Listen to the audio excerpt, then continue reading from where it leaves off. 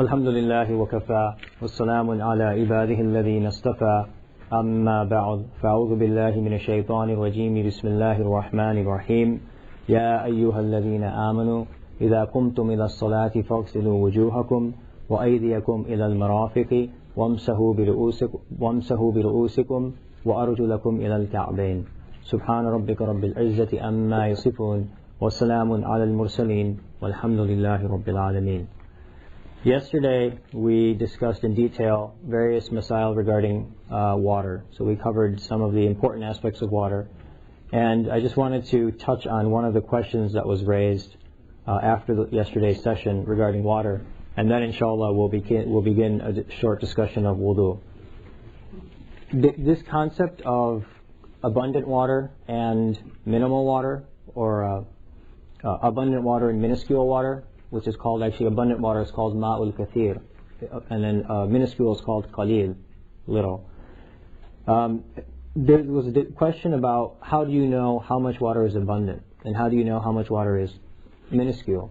And actually I told you yesterday that 200 liters is sort of the dividing point. So if you have more than 200 liters it's considered abundant, kathir, and if you have less than 200 liters it's considered small, qalil.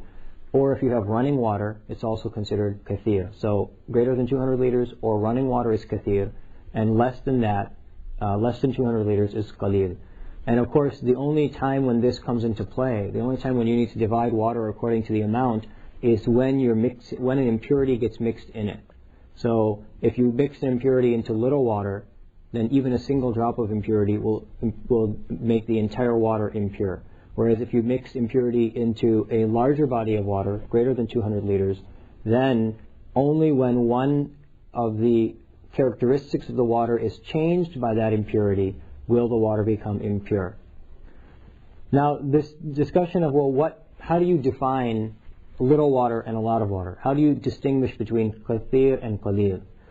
Actually, within the hadith, you find this term which is used actually by the Shafi'i madhab, which is called qillatain. It's a unit of measure, and qillatain equals about something a little bit over 200 liters. Now the Hanafi madhab actually doesn't accept those hadith as proper proof for distinguishing between a lot of water and a little water. And the original view within the Hanafi madhab was that, according to Imam Abu Hanifa originally, was that basically the person who is in front of the water, they can make a decision themselves. They can tell whether it's a lot of water or a little water, and that he left it up to the person involved in the circumstance. But as time progressed, his students, and especially during the time of Imam Muhammad, the students would always ask, well, what do you mean by a lot of water? It's still unclear, and the people were confused.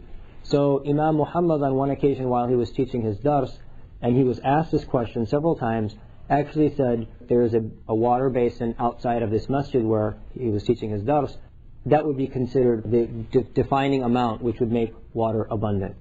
So then the students went out and they measured that, and it ended up measuring something 10 by 10, 10 arm lengths by 10 arm lengths. And it was deep enough such that when you removed water from it, you couldn't see the bottom of the basin.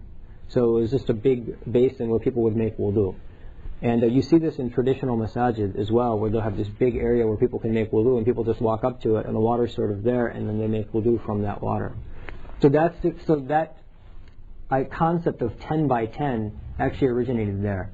And the reason I'm touching upon it, it really doesn't apply to us too much in this day and age, because basically we open the tap and we use the water. So we're not going to have anything in our house that's 200 liters of water. The only real issue was the washing machine, and we discussed that yesterday. But the reason why I'm discussing it is because if you ever pursue a serious study of fiqh, you'll see throughout our books that it says abundant water is 10 by 10, such that if you remove a scoop of it, you don't see the bottom of the basin. And so I wanted to touch upon it so that those of you who take this study more seriously and go into deeper books of fiqh, when you read this concept of 10 by 10, you'll know what's being spoken of. In essence, though, one of the ulama of India, a very, very famous alim, actually one day made a 10 by 10 basin and made the amount of two qillatain, and he compared the amount, and they were about the same, and they equaled approximately something slightly over 200 liters, which is where I'm getting this 200 liter number from. So just so you know. why I'm saying 200 liters.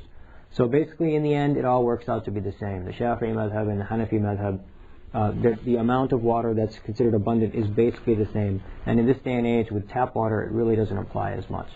So that's the background that I wanted to give regarding water. The next section, once you understand water, is to understand wudu. And this is always the section that's brought after the section on water. And the reason is because the most common use that we have for water in our daily life, and water being a tool of purification, the most common use that we have for water is actually to perform the wudu. When we use water on a daily basis, we probably don't even drink as much water as we do use to make wudu. So wudu is the primary thing that we use water for. It's the primary type of purification that we try to attain with water. So therefore, most books of fiqh, once they discuss water, will then subsequently go on to discuss wudu. So that's what I'd like to touch on today, inshallah. Now, wudu is one of the most essential